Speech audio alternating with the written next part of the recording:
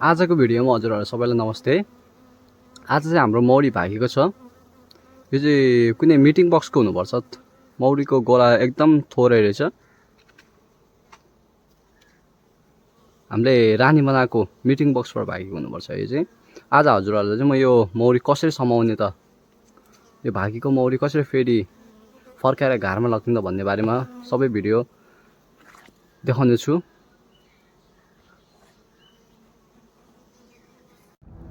हाम्रो अघिको मौरी चाहिँ यही यस्तै सानो घाराहरूबाट भागेको हो। अब म त्यो मौरीले समाउनको निम्ति चाहिँ मैले अब एउटा ब्रुड छान्छु। यो सानो घाराहरूबाट एउटा सानो मिटिङ बक्सहरूबाट एउटा ब्रुड छान्छु। यो घर खोले, यसमा म हेर्छु है त यसमा ब्रुड छ कि छैन। ओ सरी, यसमा चाहिँ क्वीन सेल हालिदिएको रहेछ हामीले। या पर्फेक्ट काटेको रहेछ क्वीन सेल पनि। यसको मतलब यहाँ क्वीन छ, क्वीन राम्रै काटेको छ। यस्तो काट्यो भने चाहिँ राम्रो काटेको हुन्छ है। त्यहाँ गोलो भात राम्रो काटिन्छ नि जुन चाहिँ, त्यसलाई चाहिँ राम्रो काटेको हुन्छ। यसमा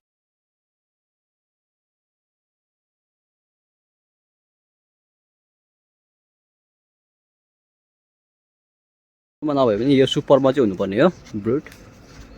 लेट्स चेक आउट है, एकछिन हेरौँ छैन यसमा नि ब्रुड। ओ छ यसमा चाहिँ। म हजुरलाई एउटा ब्रुड निकालेर देखाइदिन्छु। त्यो ब्रुडको मार्फत चाहिँ हामीले त्यो मौरीलाई ल्याउन सक्छौँ। सक्नुहुन्छ मैले यो घरबाट यो ब्रुड निकालेँ।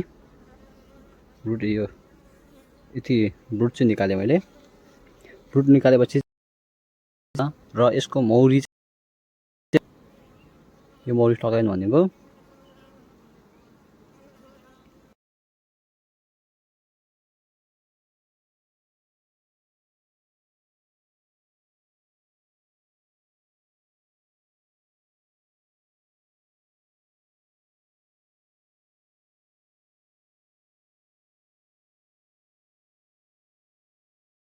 हुनुहुन्छ।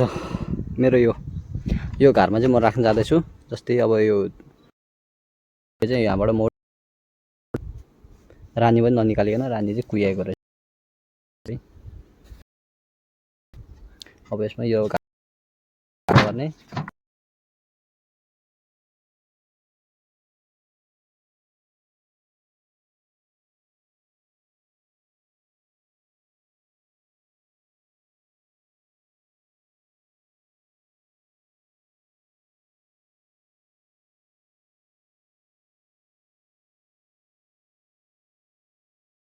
माथि यसको छेउमा राखिदिन्छौँ। यो ब्रुडको मायाबाट यिनीहरू सबै यहीँ आउँछ।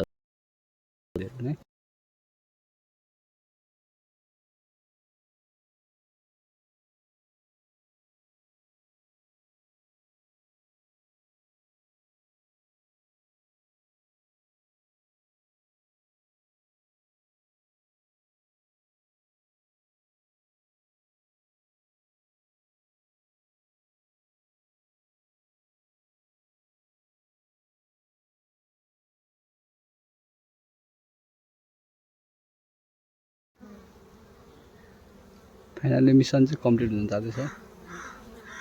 रानी यहीँ छ, सबै यहीँ आउँ, सबै अब आउन लागिसक्यो।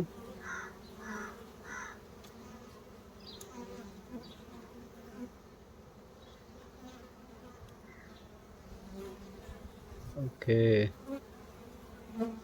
बाँकी नै आउँछ बिस्तारै।